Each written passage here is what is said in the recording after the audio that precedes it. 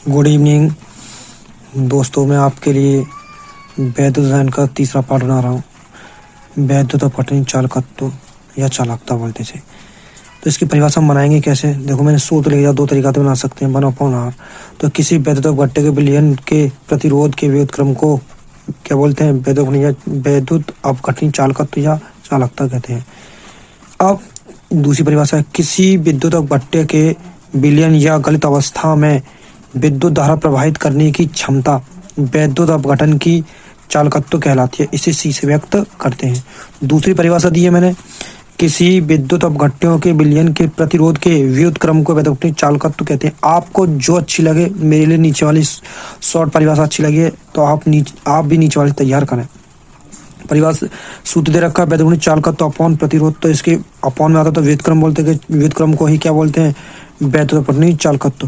तारा formula क्या होता है? V/I। क्या होता है? V/I। मात्रक बराबर ओम एन वर्स। तो हम क्या करेंगे, आर का मान यहाँ रख देंगे तो I/O।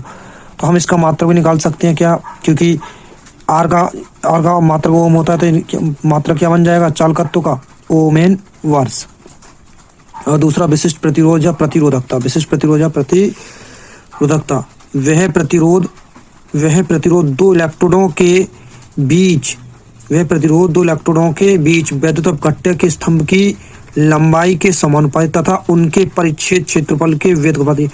जैसे हमारे पास एक इलेक्ट्रोड यहाँ और दूसरी इलेक्ट्रोड यहाँ है, तो इन दोनों इलेक्ट्रोडों के बीच वैद्युत अपघट्य के स्तंभ की लंबाई के समानुपाती तथा उनके परिच्छेद क्षेत्रफल के व्युत्क्रमानुपाती होती है। अब R प्रोपोर्शनल L का मतलब समानुपाती, R प्रोपोर्शनल 1/A का मतलब व्युत्क्रमानुपाती होता है। व्युत्क्रमानुपाती ये समीकरण 1 समीकरण 2। तो समीकरण 1 व समीकरण 2 को मिलाने पर R प्रोपोर्शनल L/A। तो R प्रोपोर्शनल रो L/A। तो रो बराबर RA/L। तो यह एक विशिष्ट, चूंकि रो एक विशिष्ट नियतांक है जिसे हम विशिष्ट प्रतिरोध कहते हैं। हम मात्रा निकाल सकते हैं, तो इसका मात्रक क्या निकलेगा? ओम मीटर। जैसे कैसे निकलेगा? निकाल सकते हैं। हम आर का मात्रक क्या होता है? ओम। ये क्षेत्रफल का मीटर स्क्वायर, एल का क्या होता है? मीटर। तो मीटर से मीटर कट जाएगा तो ओम मीटर बचेगा। स्टूडेंट, आपके लिए अच्छा समझ में आएगा, एक बार आप पढ़ें जरूर। अब अगला है क्या? विशिष्ट चालकत्व या चालकता। विशिष्ट चालकत्व या चालकता। तो यहाँ पे भी 1/विशिष्ट प्रतिरोध है। तो हम क्या बोलेंगे? विशिष्ट प्रतिरोध के व्युत्क्रम को विशिष्ट चालकत्व या चालकता कहते हैं। इसे कप्पा से व्यक्त करते हैं? कप्पा से व्यक्त करते हैं।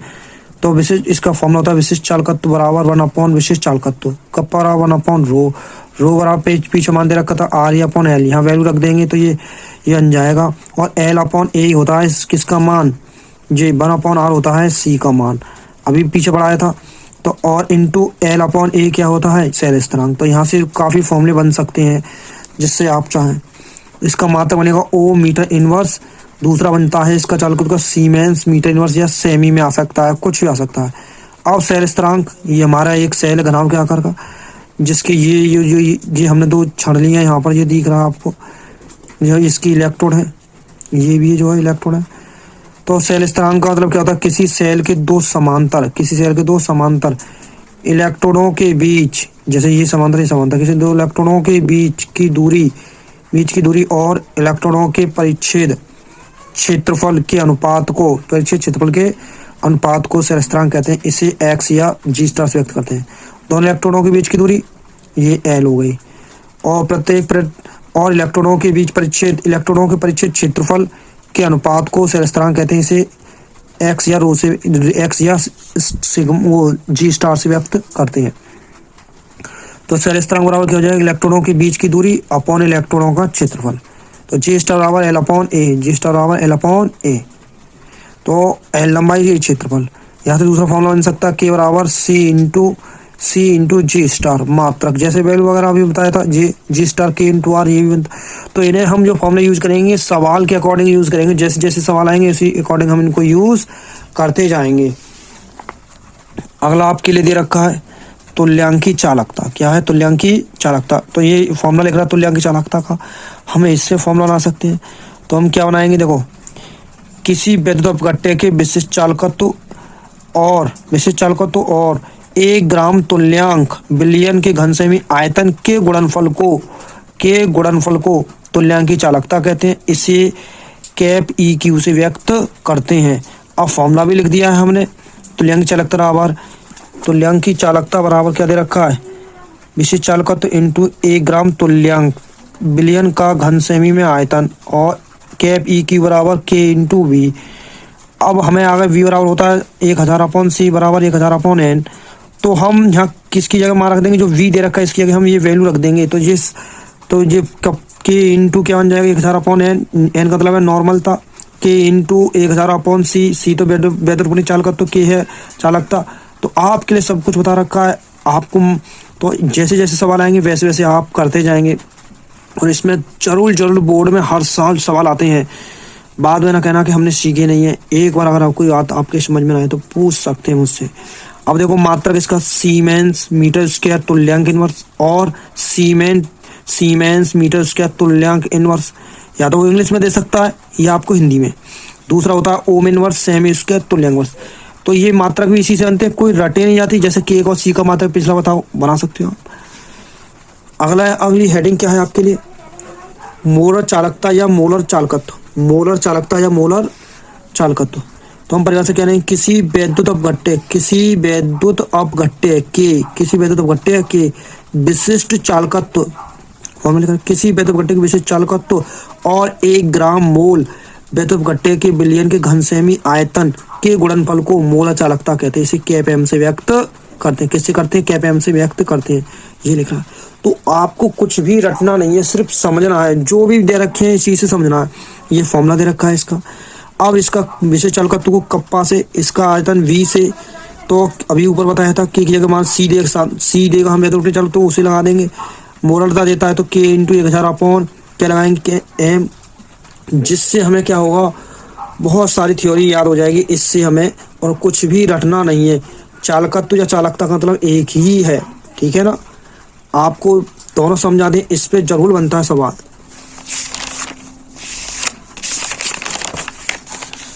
अब आपको मैं नियम समझा रहा हूँ, कोलराउस का नियम। क्या किस अब पीछे वाला मात्रक इसका क्या बन जाएगा, ohm inverse semi square mole inverse या siemens semi square mole inverse.